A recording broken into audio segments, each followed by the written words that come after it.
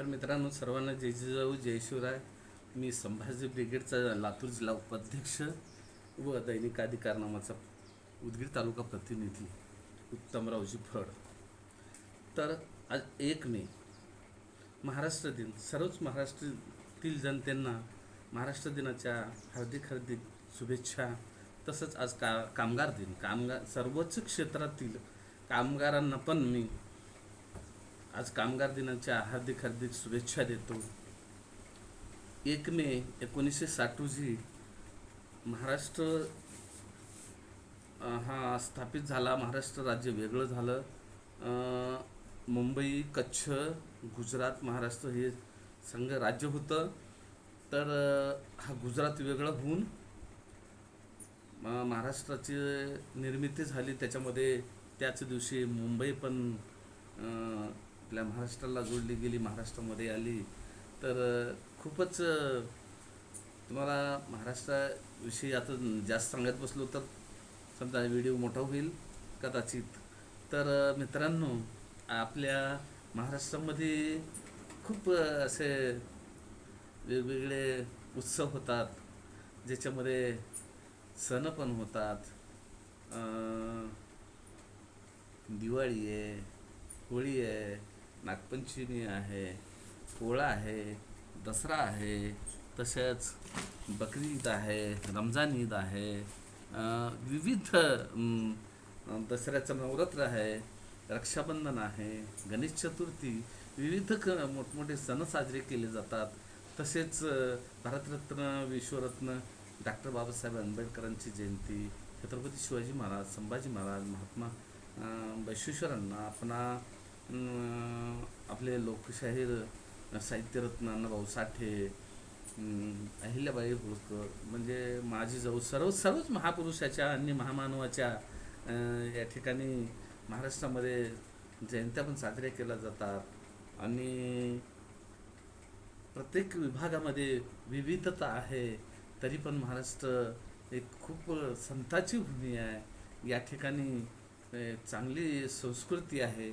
तर असो, तर कामगार दिन आहे. तर जे लोक काम करून घेतात, जो कंपनी असो, शेतकरी असो किंवा गुत्तेदार असो, ठेकेदार असो, तर त्यांना पण थोडीशी विनंती करतो मी की आता उन्हाची तीव्रता खूप आहे. त्यामुळं जे दुपारच्या वेळेस 1-2 तास किंवा 3 तास कामगारांना थोडं सावलीला, आरामाला थोडं बसू द्यावं आणि तोच वेळेचा मोबदला थोडं पुढी काम करून घ्यावं, असं मी त्यांना पण विनंती करतो. तर मित्रांनो, खरंच कामगाराचं पण आपण थोडंसं त्यांचे व्यथा दुःख जाणून घेतलं पाहिजे. कारण लोकशाहीर अण्णाभाऊ साठे यांनी म्हटलेलं आहे की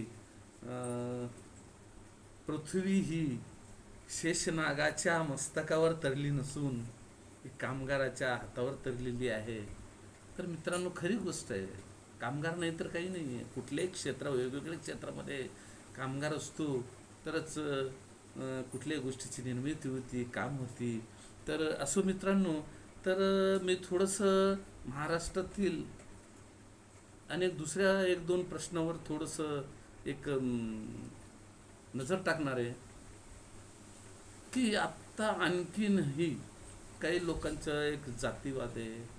जातीवादावर बोलणं, जातीविषयी टीका करणं हे गेलेलं नाही डोक्यातून. ते सोडा, थोडं जातीवाद सोडा आणि एकमेकाच्या जातीवर कुठं टीका करू नका. आणि महाराजाच्या बाबतीमध्ये तर एवढं डोक्यावरून गेलेलं आहे. तो खरा बाबाचं प्रकरण तसं असेल. आता बागेश्वर बाबा छत्रपती शिवाजी महाराजांबद्दल अवमानक बोलणं हे काय चाललंय महाराष्ट्रामध्ये. तर आता यापुढे आणि पाठीमागेही नाही खपवून घेतलं आणि यापुढेही महामानवाच्या, महापुरुषाचा अपमान केलं, संभाजी ब्रिगेड खपवून घेणार नाही. अख्ख्या महाराष्ट्रामध्ये पेटून उठल, अख्ख्या भारतामध्ये पेटून उठल, पण महामानवाचा, महापुरुषाचा अथवा प्रतिष्ठित नेत्यांचा अवमान अगदी सहन केला जाणार नाही. किंवा कुठल्या जातीवरही अवमानकारक बोलणं किंवा त्या जातीबद्दल बोलणंही आम्ही कदाचित संभाजी ब्रिगेड खपवून घेणार नाही. कारण महाराष्ट्राला आपण कुठल्या दिशेने नेतोय. ज्या हुतात्म्याने आपल्या देहाचं बलिदान दिलं आणि देशाला स्वातंत्र्य केलं, हे तुम्ही आता काय माजवलात हे देशामध्ये. तर सरकारला पण माझी विनंती आहे, यांना कायदेशीर रित्या म्हणजे यांच्यावर कारवाई करून जे महामानवाचा महापुरुषाचा जे अवमान करतात यांना कायदेशीर यांच्यावर कारवाई व्हावी. कारण की आपल्याला या शोभनीय नाही आणि हे अवमान करणं खूपच दंडनीय अपराध आहे. आणि हे स्वतःला फोकस करण्यासाठी, मोठं करण्यासाठी करत असतील कदाचित, पण असं अजिबात करू नका. तुम्हाला तुमच्या स्वतःच्या कर्तृत्वानं मोठे व्हा, पण महापुरुषाच्या महामानवाचा अपमान करून असं जर तुम्ही फोकसमध्ये येण्याचा प्रयत्न करत असाल तर कदाचित खपवून घेतलं जाणार नाही.